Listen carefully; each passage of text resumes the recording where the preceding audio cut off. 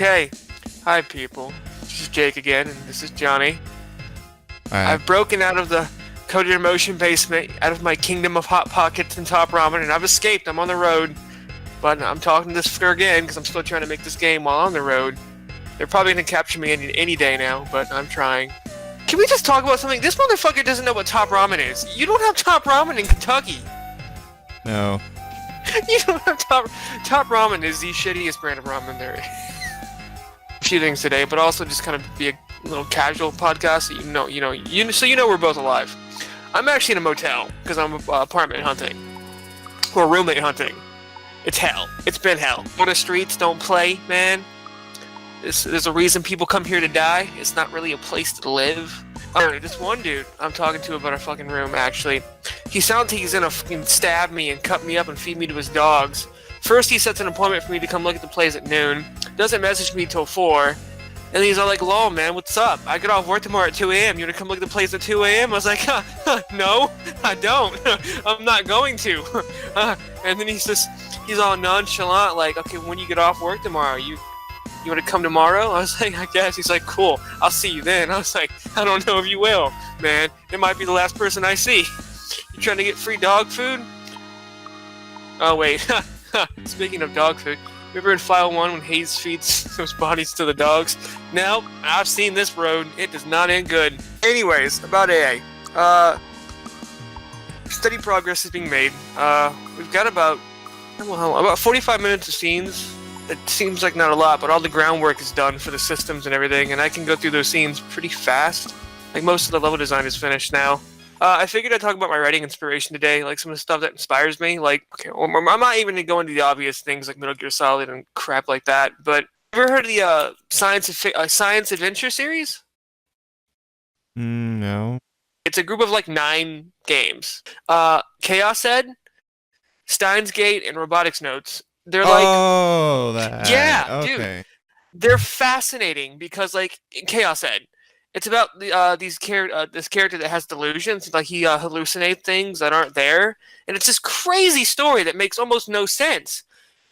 And then Steins Gate is like a separate story about different characters, and like at first it seems so unconnected, and that's about time travel, and it uses like quantum mechanics and scientific shit. That one makes more sense.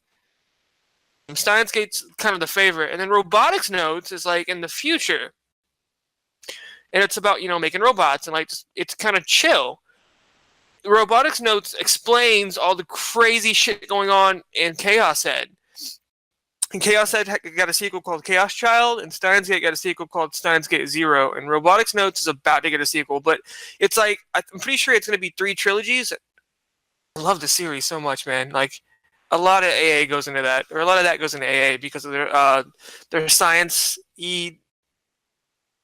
Anybody that hasn't played those or watched them should definitely do it, or even just Steins Gate. I'll say it's kind of fucking weird.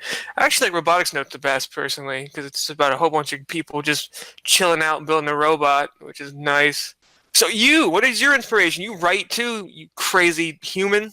Well, I'll talk about a couple of things. For one, I'll talk about when I've been writing for AA and when I'm writing for Venturescape, like just in general, because I've been writing that story for the past.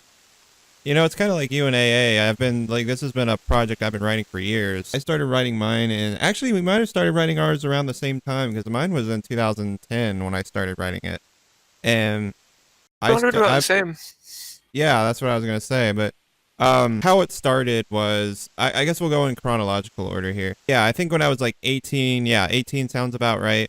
In high school, just sometimes could not deal with certain subjects, so writing was like therapeutic for me, so I would just start writing stories.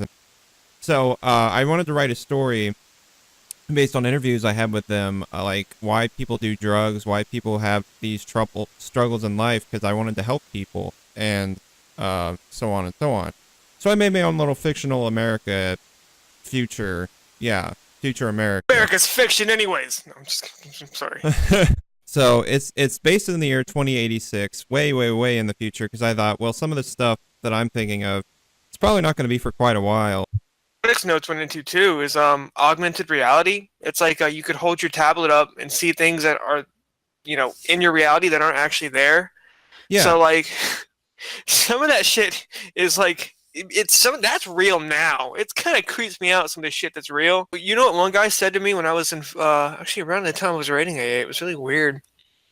This homeless dude, okay, he biked past me, turned around, biked past me again. He's like, dude, when they put computer chips in your hand, when they start doing that, don't let them do it. I was like, that dude's fucking crazy. Then now they're doing that shit, and I was like, that dude was from the future. No, Like I've been they're hearing putting, that since the 90s. they're doing it. Like it's not Yeah. widespread yet, but they're doing it in some higher companies. I was like, bro, you ain't putting a computer chip. You ain't putting a computer chip in me, man. I ain't gonna be hacked. I'm seeing Ghost in the Shell. I know what I'm writing. No way. Well, did you see there was a video released like 2 or 3 years ago where it was apparently the first public test run of the chip in the wrist, and basically it had the credit card information and it was successfully pulled off, and I'm like, oh shit, no, no, no, no, fuck you guys, we're not doing this. But you want to know something great though? Most of the comments were basically people like us saying, no, fuck you, we're not doing that because this is exactly how the world ends and we're not going to be controlled or have a kill switch in our arm. And people are too See, smart for that. you know what? A lot of people don't realize is fans now. There are people that do things, monotonously, like machines and robots. People that go to work on a job they hate, do the same Yeah. thing over and over again for a little bit of income. They're basically robots.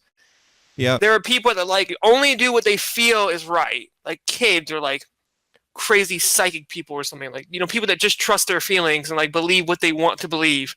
Those people are kind of like their own breed, and there's like a middle ground. Human, you kind of do a mix of all of it. So honestly, you do either of those extremes, bad shit happens. Bad shit happens. You either get complacent, easy, or you just lose your soul and turn into a robot doing the same shit over and over again. So like, you gotta find balance in all this shit. I don't think putting Yeah. computer chips in your arm is a good practice yet, No. but if you think about it, if you're worried about being hacked and shit like that, you can be hacked mentally too. What do you think psychiatrists do and counselors? I'm not going to give everything about the iris drug. All I'll say is it's because you know kind of what happens from the get-go, especially when you're like when the game comes out. There's going to be an introduction about how the FBI interviews this group of youngsters basically who meet up, and they were involved with this case with the iris outbreak, and well, they were trying to stop it because it's basically, but you got the thing is people don't know until they see the story how it happens. Like this is like, why is the drug doing this to people? What is exactly happening? Why is it called the outbreak? Is it a zombie story? Is it not a zombie story? I'm not going to tell you, people. You got to go freaking listen to it. So, anyway, but the thing I can tell you is it's a lucid dreaming drug that basically it's supposed to give you like the best things that you want to see, like a genie in the bottle drug. It's like it grants your wishes. Basically, you can see whatever you want to see. And that's what the government wants to do. They want to pull a veil over their eyes. Would you honestly want your ideal heaven or your perfect world? Because like Exactly. without pain, there's no pleasure, and without Right. like when you have straight up pleasure, there's no point in it. Most people use drugs because they're abused at some point in their life. Usually, as children, they're abused in some form, physically or emotionally, and they run away from pain. So it's like it's just a sad scenario, but Yeah. after drugs, they die. That's basically what happens. Yeah, we're busting our balls. I'm busting my balls in a motel, which should give me some extra points. Plus, I'm in the scariest motel ever, dude. This dude knocked on my door. He was like, dude, I looked at the peephole and he did the peace sign. I was like, this guy's behind you. He wants drugs. Oh, And I man. pretended I wasn't here, man. I wasn't gonna answer Oh, the door. I no. wasn't gonna say. I just okay, look, I'm just gonna hide, man. He didn't leave. He didn't leave, man. It's like he knew I was in here. He's like, John, you busy, man? I was like, I'm not John, and I am definitely busy. I was like fucking on like back against the door, like the cops were gonna bust in there. I was scared shitless because I'm a small, tiny white boy, and I'm just like, oh man, I'm gonna die, I'm gonna die, I'm gonna die. I was like, wait a minute, I'm not gonna fucking die. I can take that guy. He's strung out as shit. Oh man, I almost thought about opening the door and like just free fucking with him somehow, but No. yeah, I just hid. He could stab me. I would have called the front desk and be like, "There's some guy at my door." They're probably smuggling the things in. I ain't gonna call the front desk, man. You know what happens to snitches? Snitches get stitches. No way, homie. God, you got me all scared of 4chan now. I'm really glad 4chan doesn't have my phone number because they'd be texting me, "Hey man, we got a room, Jake. We got a room, huh? You wanna stay with us? You wanna stay with us?" Man, I'm getting people trying to kill me now. I can't imagine if 4chan people started trying to rent me a room. It's very you coded emotion people putting me in the basement with only top ramen. You're never gonna get me. Juno's voice got revealed in the latest clip. Yes. But I'm probably gonna recast the fucker. He's pretty shitty, man. He doesn't know what he's doing. He's got the lamest voice. He sounds 14, like, but that's about it. Keep going. Shut up, Johnny. Okay. We were going to talk about writing inspirations, but I never got to really talk about the inspirations. Well, my bad. I'll wrap this up, but I want to say that Venturescape's basically a story about, like, they're half based on real people, half based on parts of me and struggles that I went through, and I wanted to use these experiences to help people through this story, and if we're cutting to the chase, and they're basically people from different backgrounds, so, like, this is why it shows why they turn to it's almost like a case file, interviews, they're FBI interviews, you know, flashbacks of how these people, like, oh, this is why I started doing drugs, and this is, like, what happened afterwards, basically. So it's a little bit of a two-parter. Which is kind of interesting, but they eventually meet up, they work to try and survive, and I don't want to spoil any more than that, but go and listen to the audio drama series. It's on my YouTube channel, but it's also on another YouTube channel, which we'll link below. If you look up Venturescape, whatever, episode 1, Billy Cloud, you know, you'll find it. But what inspired me for the series was various things, since I wrote it like a movie, kind of, but just various comic books, like Batman comic books, and like from DC, and like there's this movie called Vantage Point, and I said to myself when I was writing this as a book, I hand wrote the first 100 pages, and I wrote it I was going to be a book originally. It wasn't going to be a series or a game or anything. It was going to be a book, and I was like, oh well, this will be a good first outing as a writer, as a first book. So I basically wrote it in multiple perspectives, and I had never seen that done before in a book. I never saw it like, okay, one chapter it's one person, another chapter it's another person, and yeah, I'd be jumping around a little bit, but I wanted to kind of make a point to kind of show these different backgrounds, and it's kind of interesting because you've done that with AA a bit.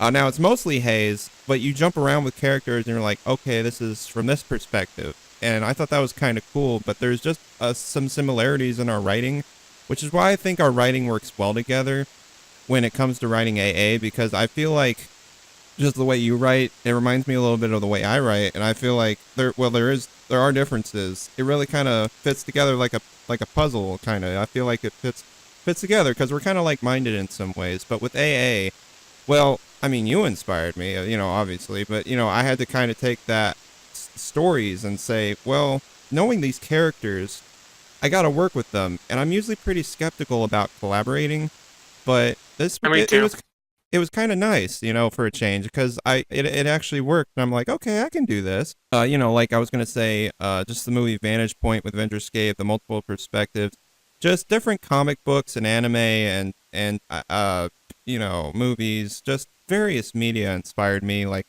C.S. Lewis was basically one of my first inspirations for imagery when I used to read books, and now I don't. But yeah, and Tetsuo Nomura from, you know, the Kingdom Hearts writer guy, he's definitely an inspiration of mine as far as writing stories and stuff. He makes me moist. Oh no, he makes me fucking cry. Yeah, so yes.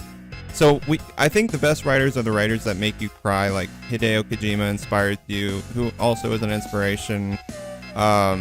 You know, Tetsuo Nomura, we want to be the guys, you out there, all of you listening, we want to be the guys that make you cry.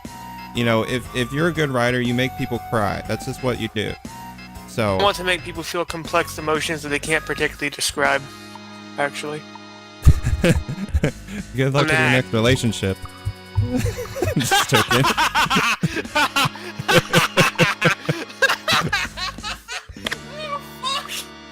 Man, I just got shot down so long. God, I just can't be loved very well. I think that's a good place to end it. Okay, yeah, okay. For all of you poor fuckers that don't know what top ramen is, this is what top ramen looks like. It's the shittiest brand of ramen there is. It's got so much salt. This is top ramen. Get top ramen, or don't get top ramen.